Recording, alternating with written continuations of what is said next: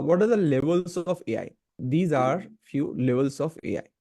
Artificial narrow intelligence, artificial general intelligence, and artificial super intelligence. There are three levels of AI. You want to understand what is it?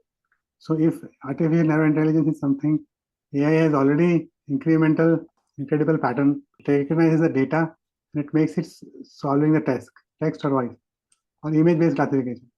So it is an algorithm that can excel at a precisely defined single task.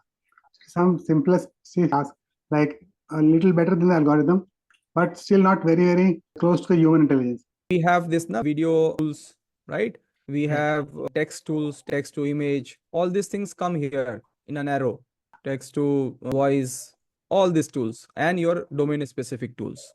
Next level is artificial general intelligence. From narrow, it has become general. So it is like human being, the amount of analysis or memorization can be done by a human level AI. That is that level. So it can reason with you, it can argue with you, it can memorize the data which is given, and it can solve the issues like one person. That is one person's capacity learned. That is artificial general intelligence.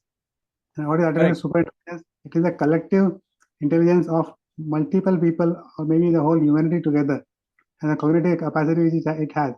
That is much higher, faster, and much quicker, and that will be the super intelligence. So if you remember that Terminator movie, then you will realize that villain was a super intelligence that was depicted in that way. So it has its own problems. So if it is less than a human intelligence, it is narrow intelligence. If it is like a human, it is general intelligence, and like a multiple minds, it is super intelligence. Okay, so in right now we are here in ANI, and a lot of things are, maybe it appears to be narrow, but very like you are saying it here. The terminology is narrow, but the impact is immense. Okay, so it's we are now reach from place from calculator to supercomputer to this space where they can read the research article and give you a summary. That space is now called narrow. AGI is like when the person is talking to a machine and they can reason also, they can argue also. They can tell you that what is ethical, what is not ethical. That is what the AGI is. And when you say ASI, super intelligence, what people don't want to go into it. Okay. So government are making rules of ethics and morality on based on this space. So they don't want countries or companies to go at this space.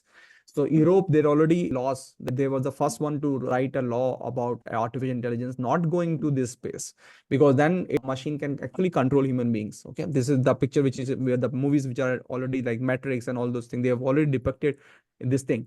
Human level till okay, human level people will be happy because then they are having companion also, all those things, and this is what we are here. Okay, so ethical problems comes at this place. Like you have seen deep fake and all those things now happening. Now assume a person with the same you are not seeing in movie or in a video, but you are actually talking to the same person with all flesh, and you for you it will be a flesh and bone, but that will be a robot with skin and everything. So that is the space which people don't want to go in. Okay,